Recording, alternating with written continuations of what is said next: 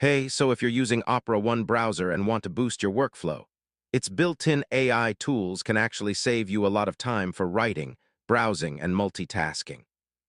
In this guide, I'll show you how to use Opera One AI productivity features step by step in 2026.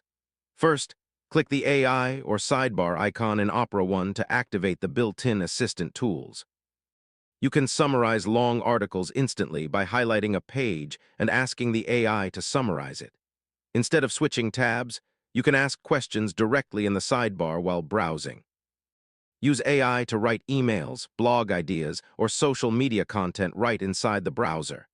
You can ask the AI to compare products, websites, or information without leaving the page. Opera One can help organize your workflow by grouping or managing tabs more efficiently. You can translate or simplify complex text instantly using the AI assistant. Instead of searching multiple sites, you can use AI to get quick research summaries. And yeah, that's it. These AI features in Opera One make browsing faster, smarter, and way more productive.